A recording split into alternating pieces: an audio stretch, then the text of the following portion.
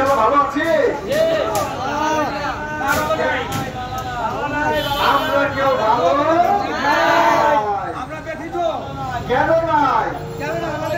আমাদের হত্যা করা হয়েছে, আমাদের হত্যা করা হয়েছে, আমার চোখের সামনে হত্যা করা হয়েছে, শাহপরানে হত্যা করা হয়েছে, আমার চোখের সামনে হত্যা করা হয়েছে।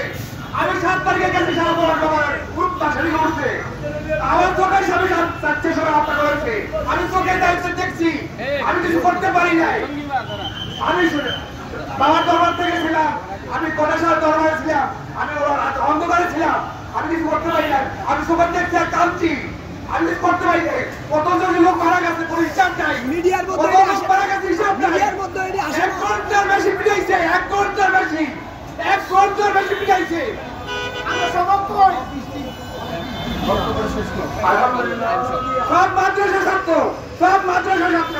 কমসে কম 300 ছাত্র আইসে পড়ে, 300 ছাত্র আইসে পড়ে সব মাদ্রাসা ছাত্র, আমার স্বয়ং চোখে দেখা।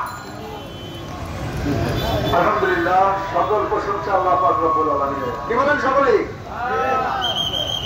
আমরা রাজপথে কেন নেমেছি? আমাদের কিছু বুঝতে হবে, কিছু জানতে হবে।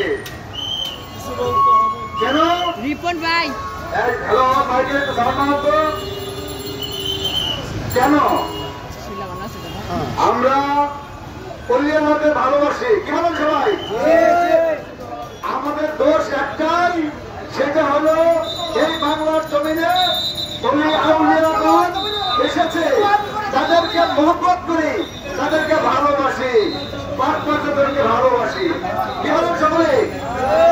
এই জন্য আজ আমাদের প্রতি নির্যাতন, আমাদের পাগলদের প্রতি জুলুম, আমাদের পাগলদের অত্যাচার করা হয়েছে, তাদেরকে চুল কেটে দেওয়া হয়েছে, তাদেরকে মারধর করা হয়েছে।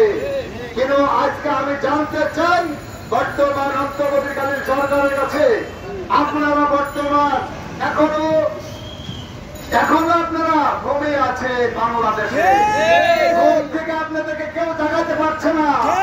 কিন্তু কেন, কিসের ঘুম আপনাদের? বাংলাদেশের সাধারণ নিরীহ মানুষগুলো মার খাচ্ছে, ওলি আল্লাহর আশেকগণ মার খাচ্ছে, ভক্তগণ মার খাচ্ছে, জাকেরগণ মার খাচ্ছে।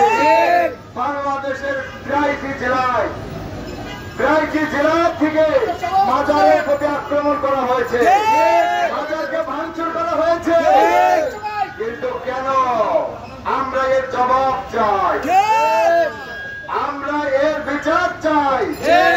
বর্তমান অন্তর্বর্তীকালীন সরকার ডাক্তার মোহাম্মদ ইউনূস সাহেবের কাছে আমি করজোড়ে মিনতি করছি, আপনি অতি অবিলম্বে যদি আমাদের মিডিয়ার সেন্টারে, আমাদের ফেসবুকে, আমাদের টিভি সেন্টারের মধ্যে যদি এই আল্লাহর ওলিদের কথা না বলা হয়, পাগলদের কথা না বলা হয়, আশেকদের কথা না বলা হয়, ভক্তদের কথা না বলা হয়, তাহলে আমরা আজ শুধু হযরত গোলাম শাহ রহমতুল্লাহ থেকে যে শোক র্যালিকে বের করেছি, সেই শোক র্যালি পর্যন্ত আমরা সমাপ্তি হতে চাই না।